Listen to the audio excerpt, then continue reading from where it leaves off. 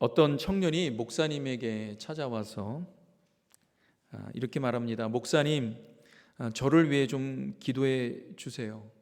사탄이 제 뒤를 바짝 쫓아오고 있는 것 같습니다. 그러자 그 목사님이 이렇게 말했습니다. 마귀는 아직 당신의 뒤를 쫓아오고 있지 않습니다. 당신이 마귀의 추적을 받을 만한 일을 하지 않았기 때문입니다. 이렇게 말했습니다. 일화인데요. 사탄은 아무나 추적하고 아무나 공격하지 않습니다. 사탄이 공격하는 사람은 사탄이 싫어하는 일을 하는 사람입니다. 사탄이 싫어하는 것은 무엇입니까? 가장 사탄이 싫어하는 것은 예수 그리스도입니다. 세상의 복음이신 예수 그리스도. 그래서 예수님을 사랑하고 예수님을 증거하고 그분의 이름을 높이고 주님을 예배하는 것, 사탄이 정말 싫어하는 것. 오늘 우리가 주일에 주님 앞에 나와서 예배드리는 것, 사탄이 싫어하는 거죠. 좋아할 리가 없죠. 저는 목회자 자녀로 태어났습니다. 제 어릴 때의 기억을 보면은요, 가끔씩 토요일에 저희 부모님이 싸우시는 거예요. 평일날에는 월요일부터 금요일까지는 정말 너무나 사이좋게 지내시다가 토요일만 되면은 다투시는 거예요. 저는 그때는 몰랐습니다. 젊은 부부들이 얘기하는데, 목사님, 주일날 아침만 되면 우리가 싸워요. 그런 분들이 있어요. 우리의 싸움이 혈과 육을 상대하는 것이 아닙니다. 영적인 거예요. 주님의 말씀이 선포될 때, 주님의 이름을 찬양하며 주님을 경배할 때, 우리가 주님 앞에 나와서 기도할 때 사단은 싫어합니다. 너무 싫어해요. 반면에 사단이 좋아하는 것은 무엇일까요? 예수님과 상관없이, 주님을 신뢰하지 않고 주님과 전혀 상관없는 삶을 살 때 사단이 좋아하겠죠. 사단은 다른 것은 다 해도 이것저것 다 해. 그러나 예수님만 믿지 마. 주님과만 상관하지 마. 다른 건 다 해도 돼. 심지어 사단이 40일 동안 광야에서 예수님 시험 받으실 때 예수님에게 시험한 것도 딱 이런 거였어요. 내가 이 모든 것을 다 줄게. 그러나 하나님만 경배하지 마. 하나님과만 상관하지 마. 예수님을 믿지 않아도 이 세상에서 살아가는데 아무 문제 없이 보이기도 합니다. 그런데 그렇게 보이도록 하고 그렇게 보이는 것, 이것이 가장 위험하고 우리 인생의 가장 큰 문제가 되는 거예요. 사단의 속임수입니다. 주님 없이 잘 살 수 있는 것 같아. 사단의 가장 큰 유혹이에요. 가장 큰 거짓입니다. 우리는 이러한 혼재된 가치관으로 뒤범벅된 세상 한가운데 우리가 살아가고 있습니다. 매일매일 우리가 치열한 영적 전쟁 가운데 있는 것. 오늘 제목이 영적 싸움터, 이 씨름터 한가운데에서요. 너무나도 혼재된 가치관 가운데 살아가고 있어요. 우리가 주일에 예배를 드리고 주님 앞에 나와서 찬양하고 이럴 때는 하나님이 살아계신 것 같고, 그러나 우리가 일상의 삶으로 돌아가서는 주님과는 상관없이 살아가도 되는 것처럼 느낄 때가 있지 않습니까? 그게 위험한 거예요. 세상은 영적 싸움터입니다. 밀고 당기는 치열한 영적 씨름터입니다. 근데 주님께서요, 이런 세상에 한가운데 교회를 심으시고 교회를 부르셨어요. 우리를 부르셨습니다. 저는 그리스도인은요, 씨름에 능해야 된다고 생각합니다. 씨름에 능해야 돼요. 사탄이, 사도 바울이 그렇게 얘기하죠. 우리의 싸움은 혈과 육을 상대하는 것이 아니라 우리의 씨름이라고 또 개역개정은 말했는데 잘 표현했습니다. 씨름이에요. 씨름이 뭡니까? 두 선수가 서로 다리에 있는 삿발을 부여잡고 밀고 당기다가 넘어뜨리는 것 아닙니까? 사탄이 멀찍이 있는 것이 아니에요. 우리 세상으로 나가면 바로 우리의 삿발, 무슨 삿발입니까? 믿음의 삿발을 붙잡고 뒤에 흔듭니다. 주님을 전적으로 신뢰하지 못하도록 하는 거예요. 여러분, 우리도 사탄의 삿발을 붙잡고, 어떤 삿발입니까? 사단의 거짓된 속임수, 하나님의 말씀을 신뢰하지 못하도록 하고 우리가 기도하지 못하도록 하는 이 모든 것들의 삿불을 붙잡고 사탄을 흔들어야 되는 거예요.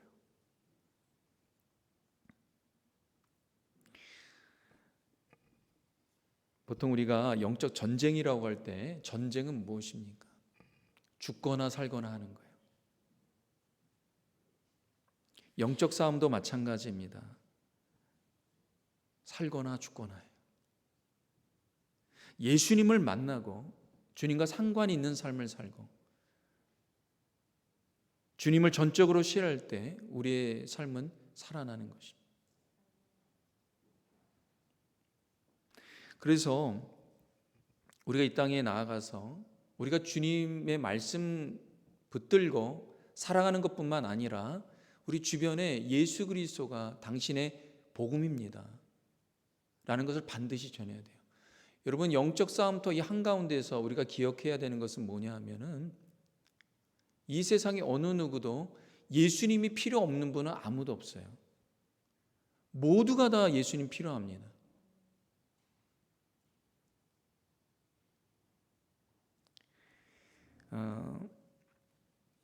저 사람은 예수님이 필요 없을 거야 이렇게 생각하는 분이 있습니까?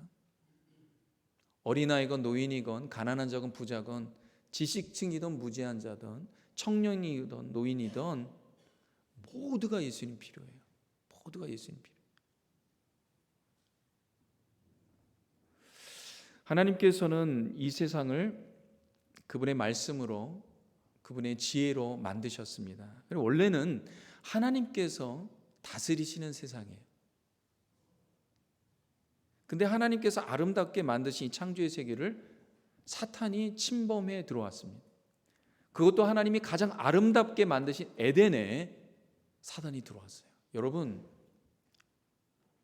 사단이 얼마나 간교하냐면 하나님의 사랑과 하나님의 은혜와 그분의 믿음이 충만하게 주어지는 것 가운데 사단이 더 활보한다는 사실입니다.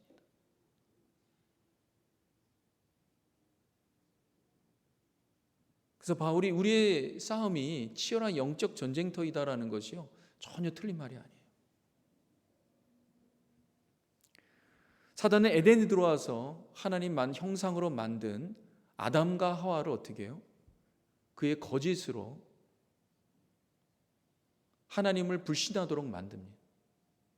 그 죄가 들어오죠. 그래서 하나님의 아름다운 창조의 영역들이, 많은 것들이 빼앗기고 무너졌습니다.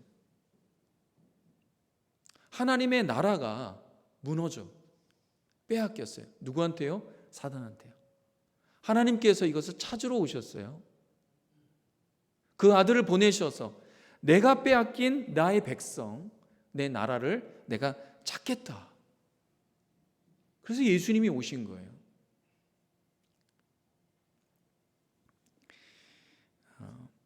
근데 하나님께서 세상을 찾으시는 방법은 사단이 세상을 빼앗은 방법과는 완전히 다릅니다. 그것을 우리가 알아야 돼요. 사단은 세상을 어떻게 빼앗았습니까? 속임수와 거짓과 불의와 욕심과 힘과 탐욕으로 빼앗았습니다. 인간에게 죄가 들어오게 함으로 인하여서 빼앗았습니다. 인간을 노예로 부리면서 빼앗았어요. 여러분, 세상에 하나님의 형상으로 지음받은 사람들이 얼마나 노예처럼 살아가는지 조금만 눈을 열면은 보이게 됩니다. 저희가 지난주에 하이티 단기 선교를 갔는데 가신 분들은 그 상황이 얼마나 힘들고 처참한지를 알게 됩니다. 여러분, 우리가 다 똑같이 하나님께서 지으신 그분의 형상으로 만드신 인간 아닙니까? 여러분, 그럼 미국은 어떨까요? 미국도 정말 주님을 온전히 의지하지 않으면요, 만몬이라는 물질의 세계에 거기 시스템에 들어가 갖고요, 평생 동안 돈의 노예로 살아가기도 합니다. 너무나 많은 사람들이 돈 그래요. 주님을 부르고 주님을 찬양해야 되는데 얼마나 돈을 찬양합니까?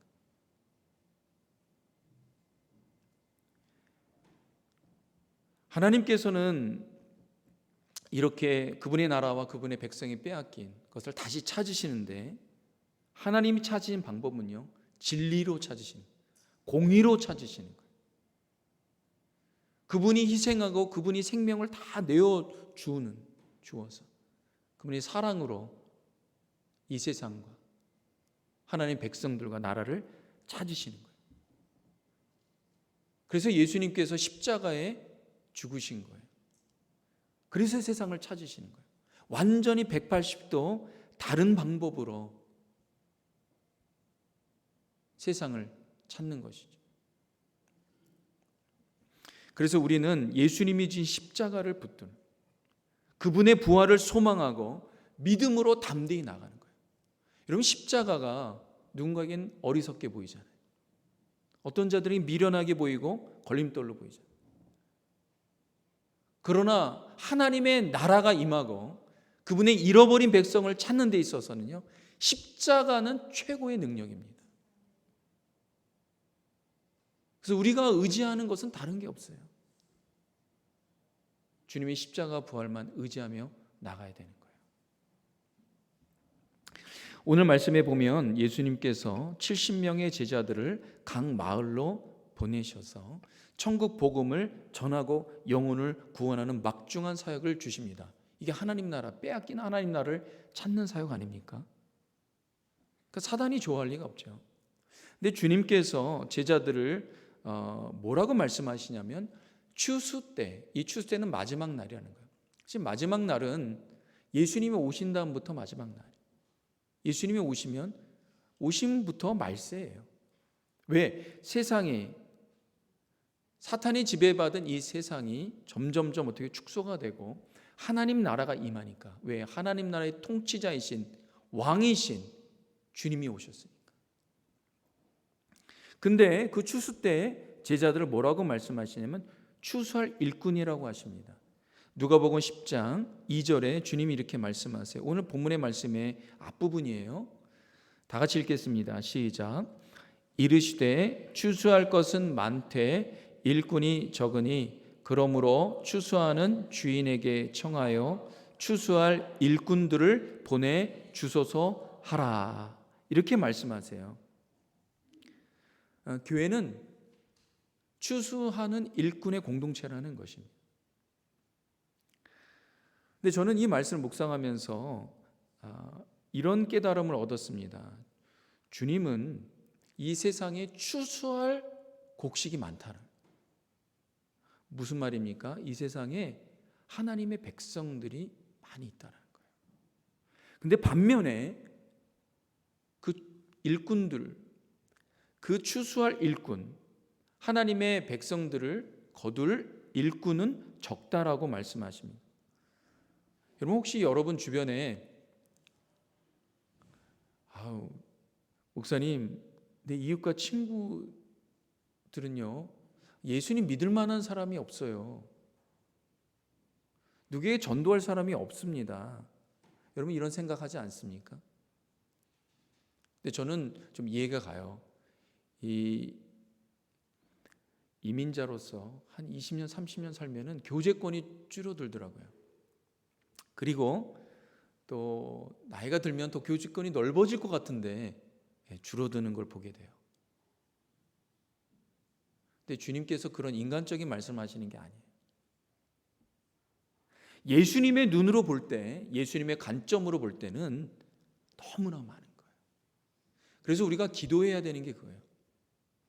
성령에 의지하여 기도하기 시작하면 보이지 않는 영혼들이 아픔이 보이기 시작합니다. 아, 저 사람 예수님 믿어야 되는데, 저분 정말 주님께로 나와야 되는데, 이게 보이기 시작합니다.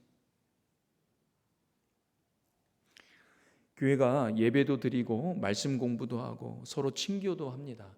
그런데 복음 전도가 미약해요. 복음 전도가 참 미약한 걸 봅니다. 주님은 제자들에게 뭐라고 말씀하십니까? 추수할 일꾼을 보내달라, 그렇게 강구하라는 거예요. 저는 우리 교회도 이런 기도가 필요하다고 생각됩니다. 추수할 일꾼 보내주세요. 여러분, 기도만이 아니라 어떻게 해요? 내가 일꾼이 돼야 되겠죠. 저는 여기서 좀 안타까운 부분이 있어요. 추수할 일꾼이란 단어, 이 단어가 너무나 좋은 단어, 예수님이 하신 단어 아닙니까? 그런데 이 단어를 신천지가, 그 이단이 추수꾼이라는 그러한 말로 사용하는 거예요. 너무 좋은 단어인데, 성경의 말이. 그러니까 지금은 교회가 더 이상 이 좋은 말을 사용하기가 어렵게 되었어요. 만약에 어느 교회가 추수꾼 얘기하면 저 신천지 아니야? 이렇게 생각하니까. 근데 이거 예수님이 하신 말씀이거든요. 추수할 일꾼을 줄여서 추수꾼이라는 거예요. 그래서 저는 사단이 하나님의 말씀도 뒤틀린 게 말하는 것을 보게 돼요. 요한계시록도 보게 되고, 또 예수님을 시험하실 광야 40일 시험할 때요, 사탄이 하나님 말씀 갖고 시험하지 않습니까? 참, 여러분, 사탄이요 우습게 보면 안 돼요. 어떤 면에서 우리보다 하나님 말씀 더 잘 알아요. 근데 믿지는 않아요. 믿지는 않아요. 그걸 이용할 뿐이죠. 그래서 저는 추수꾼이라고 안 하고 추수 일꾼이라고 하겠습니다. 일꾼이라고 할 거예요. 그러니까 우리가 추수 일꾼 보내달라고 간구해야 되는 거예요. 근데 먼저는 우리가 추수 일꾼 돼야 되겠죠. 기도만 하고 가만히 있는 게 아니에요. 전 또 하나가 뭐냐면, 이 신천지가 추수꾼을 얼마나 훈련하는지 몰라요.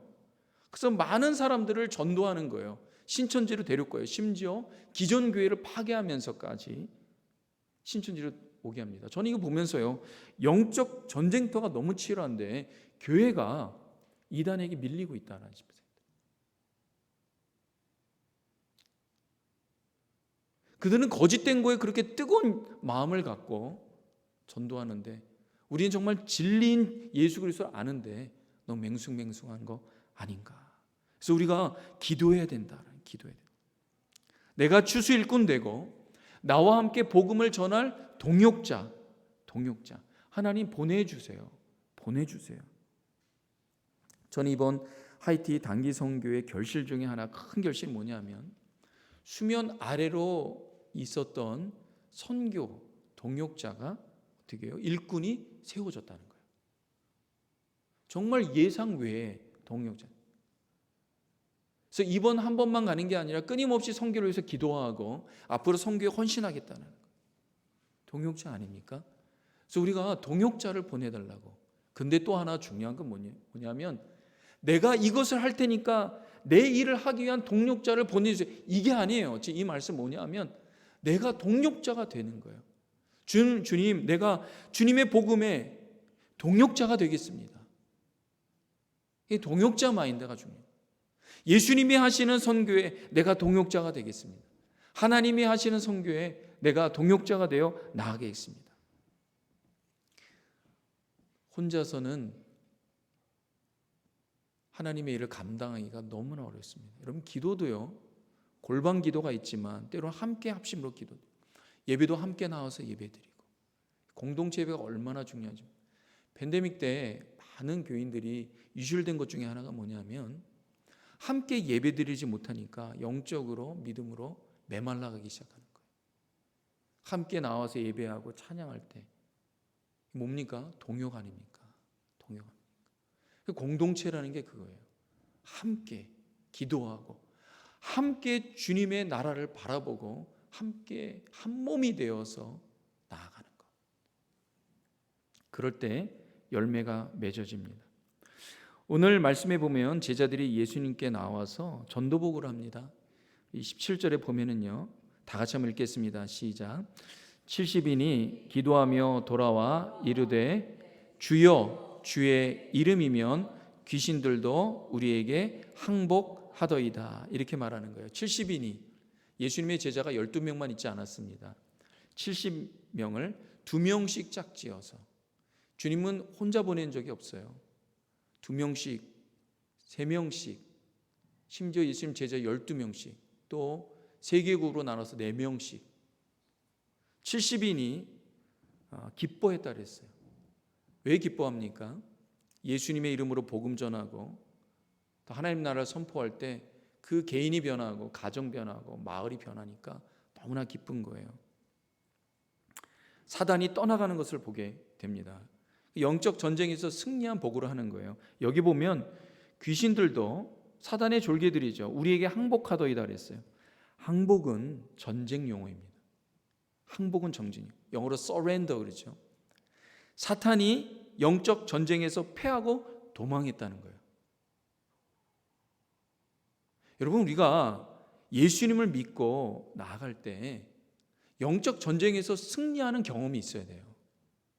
사랑하는 성도 여러분, 여러분 영적 전쟁에서 승리하는 경험을 쌓으시길 주님의 이름으로 축원합니다. 이 패배하는 경험만 있으면 안 돼요. 이기는 경험들이 있어야 돼요. 제자들이 신나서 말합니다. 주의 말씀 전하고 복음 전할 때 어둠의 영들이 물러가고 영혼들이 소망이 생기고 예수님 바라보고 구원의 역사가 일어나고 가정이 변화가 되고 그런 것을 보면서 너무나 신난 거예요. 정말 예수님의 이름에 능력이 있습니다. 저는 신앙생활은 신이 나야 된다 싶은 생각이 들어요. 세상은 자신들을 위해서 춤을 추고 놀고 먹고 마시고 신이 납니다. 근데 그리스도인들은 주님을 찬양할 때 신이 납니다. 영적 싸움에서 이길 때 신이 나는 거예요. 예배 드릴 때 찬양, 신이 나는 거예요. 주님의 말씀을 배울 때 어떻게 해요? 그 말씀이 이루어지는 것을 보면서 신이 나는 거예요. 탕자 같은 영혼들이 주의 말씀 듣고 주님 앞에 나와서 회개함으로 주님의 자녀 되는 걸 볼 때 그때 신이 나는 것 아닙니까? 한국의 어느 교회에 청년들이 참 부흥한다는 그런 교회가 있어요. 요즘에 주일학교 청년들이 부흥한다는 것은요, 이건 정말 기이한 현상입니다. 많이 기도해야 된다 싶은 생각이 드는데요, 이 청년들이 왜 교회 갑니까? 재미있으니까 가는 거예요. 신이 나니까 가는 거예요. 근데 도대체 그 교회는 뭘 하기에 그렇게 청년들이 모이는가? 전도사님이 탐방했습니다. 근데 가봤더니 건물도 평범하고 예배도 평범하고 찬양도 본인의 교회보다 노래 잘하는 청년들이 아닌 것 같고 목사님 말씀하시는 것도 탁월한 것 같지 않고 그냥 평범해 보이는데 뭐가 다를까? 근데 청년들이 소그룹하면서 소그룹을 통하여서 활성화되고 주변에 있는 청년들이 모이는 거예요. 모이면 기도하고. 근데 왜 어떻게 모이나 봤더니 여기 있는 이 청년들이, 리더들이 교회를 그렇게 자랑하는 거예요. 아니 자랑할 것이 없는 것 같은데 왜 이렇게 신나서 생기가 넘치는 거예요. 그러니까 교회가 좋다고 하니까 친구들이 오는 거죠. 자꾸만 좋다고 하니까 오는 거예요. 모여서 새로운 청년들, 이 청년들을 섬기는데 이 청년들이 예수님 잘 믿을 수 있도록, 교회에 잘 정착할 수 있도록, 또 선배는 후배를 학교에 잘 적응할 수 있도록 기도해주고 눈물로 기도해주고. 그러니까 이 친구들이 자기 옆에 있는 사람이 자기를 위해서 눈물로 기도해 주니까 마음이 동하는 거죠. 왜 그런가? 예수님 때문에 기쁜 거예요. 영혼이 주님께로 돌아오는 것이 기쁜 거예요. 찬양할 때 기쁜 거예요. 찬양할 때 악기가 화려하지 않고 대단한 목소리. 여러분 세상에 얼마나 뛰어난 가수들이 많습니까? 그런 거에 비하면 교회에서의 찬양은 너무 보잘것없죠. 근데 그것 때문에 우리가 기쁩니까? 아니잖아요. 주님이 나에게 주신 은혜가 너무나도 감사. 나 같은 죄인 살리신 주님의 은혜, 나를 구원하신 주님, 나를 하나님 자녀 삼으신 그것 때문에 감사하는 것 아닙니까? 그 구원을, 그 복음을, 예수 그리스도를 누군가에게 전하고 싶고, 그들이 주님의 복음 듣고 돌아오면 그 탕자 같은 영혼들이 돌아와서 회개하고 눈물 흘릴 때 기쁘고 감사하고, 그게 교회의 기쁨, 신이 나는 것 아닙니까? 저는 그래서 다른 사람이 아니라 먼저 내가 예수님 믿는 사람이 즐거워야 되는 거예요. 그래서 저는 세상만이 영적 싸움터가 아니라 내 안이 영적 싸움터다, 영적 씨름터다. 그러니까 내 안에서 먼저 승리해야 된다. 내 속사람이 승리해야 된다. 근데 여러분, 내 속사람이 승리하려면 뭐 어떻게 해야지 승리하는가? 다른 게 아니더라. 기도가 승리해야 돼요. 기도가 이겨야 돼요. 사단은요, 그리스도인들에게 이렇게 말합니다. 너 다 해도 돼. 뭐 성경 공부해도 돼. 뭐 찬양해도 돼. 예배드려도 돼. 다 해도 돼. 그런데 기도만 하지 마라. 기도만 하지 마라. 예수님께서 변화산에 돌아오실 때 이 제자들이요, 사람들과 막 논쟁이 불렸어요. 논쟁의 중심에 뭐가 있냐면, 예수님의 이름으로 제자들이 날 때부터 귀신 들린 어린아이를 고치려고 했는데 귀신이 안 떠나가는 거예요. 사단이 꽉 잡혀 있는 거예요. 그러니까 사람들이, 당신이 전하는, 제자를 너희가 전하는 예수님 가짜 아니냐? 제자 아니다. 전에는 우리가 예수님의 이름으로 선포하면은 복음의 역사가 일어나고 하나님의 역사가 일어나는데 난 지금 왜 그런지 모르겠다. 아니다. 속임수다. 뭐 이런 논쟁이 불러진 거예요. 예수님이 와서 보니까 뭐 때문에 이렇게 논쟁이 벌어졌냐? 이래서 이랬습니다. 예수님께서 믿음이 없는 세대요. 그러면서 어린아이에 있는 귀신이 명하니까 그냥 나가는 거예요. 그러니까 제자들이 나중에 그 일 사건 이후에 와서 예수님에게 이렇게 말합니다. 주님, 우리는 왜 안 됐습니까? 우리는 왜 예수님의 이름으로 소리 질러가면서 귀신 떠나가라고 난리법석을 폈는데도 안 떠나가고, 그런데 왜 이런 일이 일어납니까? 근데 주님은 단박에 짧게 말했는데도 귀신이 그냥 떠나가고, 주님이요, 내가 하나님의 아들이잖아 이렇게 말씀하지 않았어요. 내가 하나님이잖아 이렇게 말씀하지 않았어요. 뭐라고 말씀하셨냐면, 기도 외에는 이런 유가 나갈 수 없다, 그렇게 말씀하셨어요. 나도 기도한다. 나도 모든 사역을 다 끝난 다음에 하나님과 독대한다. 하나님 앞에서 주님을 바라보고 주님을 신뢰하고 아버지를 의지할 때 그 역사가 일어나는 거예요. 우리가 기도에서 승리해야 되는 거예요. 저는 이엔 바운스 목사님이 이 부분에서 이렇게 말한 것이 참 마음에 와닿습니다. 제자들의 문제가 무엇입니까? 기도를 통해 믿음을 키우는 일에 소홀했기 때문입니다. 기도하지 않을 때 믿음이 약해지고 신뢰성을 잃어버리고 그 결과 영적 싸움에서 실패합니다. 교회가 부흥을 위해 노력을 기울이지만 결국 실패하게 되는 것은 똑같은 이유입니다. 기도로서 믿음을 키우고 강하게 하지 않았기 때문입니다. 기도의 골방을 찾지 않는 것이 영적 실패의 원인입니다. 그래서 기도에서 승리한 그리스도인이 영적 회복이 일어나고 부흥을 경험합니다. 아무리 예수님의 12 제자라도 기도에서 실패했어요. 그래서 겟세마네 동산에서 예수님이 제자들을 깨워서 기도하라 말씀하십니다. 오늘 20절에 있는 말씀, 마지막 말씀하고 오늘 말씀 마무리합니다. 우리 한번 다 같이 한번 읽겠습니다. 시작. 그러나 귀신들이 너희에게 항복하는 것으로 기뻐하지 말고 너희 이름이 하늘에 기록된 것으로 기뻐하라 하시니라. 이 말씀의 핵심이 무엇입니까? 귀신들이 너희에게, 사탄이 너희에게 항복하는 것으로 기뻐하지 말고 너희 이름이 하늘에 기록된 것으로 기뻐하라. 이 말씀, 주님이 하신 말씀의 핵심은 우리의 기쁨의 원천이, 그 본질이 예수 그리스도에게 있어야 된다는 거예요. 더 깊은 곳에 우리의 기쁨의 원인을 둬야 된다는 것입니다. 사탄이 항복할 때 얼마나 통쾌합니까? 얼마나 기쁩니까? 그러나 그것조차도 우리의 기쁨의 원천이 되어서 안 된다는 거예요. 왜 그렇습니까? 심지어 우리 신앙생활에 은혜 받는 그 포인트도 변할 수가 있어요. 세월이 바뀌고 세상도 변하고 사람도 변하고, 여러분 영적 싸움에서 항상 승리하는 건 아니죠. 때로는 넘어지고 힘들고 핍박받고 이런 어려운 일들도 당하고요. 여러분 우리가 복음 전도하다가요, 거부와 냉대, 무시 받지 않습니까?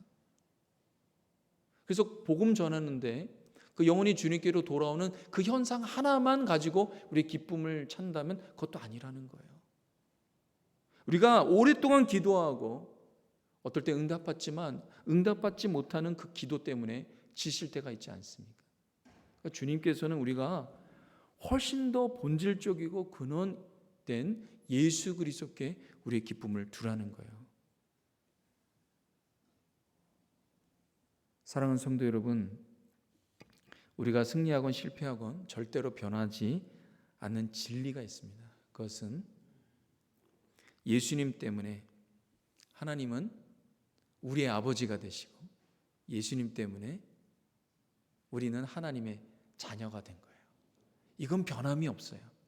전혀 변함이 없어요. 상황이 어떻게 되든 어떤 일이 일어나든 여러분의 소망과 여러분의 바라보는 초점은 우리 주 예수 그리스도 하나님 아버지 되시길 주님의 이름으로 축원합니다. 그래야지 세상에서 어떤 영적 전쟁터에서 다 무슨 일이 일어나도 내가 갈 본향이 있는 거예요.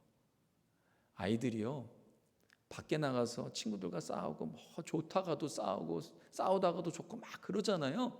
그러다가 저녁 되면은 엄마가 부르면, 어머니 부르면 집에 와서 저녁 먹어라, 그럼 달려가는 거예요. 집에서 밖에서 힘들고 그래도 내가 갈 집이 있다면 기쁜 거예요. 사랑하는 성도 여러분, 우리의 본향은 어디입니까? 하나님의 나라입니다. 우리의 본향은 하나님의 나라예요. 우리의 아버지는 하나님 아버지가 되십니다. 주님 바라보고 우리의 세상에 나아가서 치열한 영적 전쟁터이지만 믿음으로 승리하는 우리 성도님 되시길 주님의 이름으로 축원합니다. 기도하겠습니다. 하나님 감사합니다. 하나님이 우리 아버지 되시고 예수님이 우리 주가 되셔서 얼마나 감사합니다. 우리 성도님들 날마다 이 은혜 가운데 승리하는 우리 복된 성도님 되도록 역사하여 주시옵소서. 예수님의 이름으로 기도합니다. 아멘. 우리 자리에서 다 같이 일어나셔서 우리 온 세상 위하여 1절 우리 찬양하고 기도하겠습니다.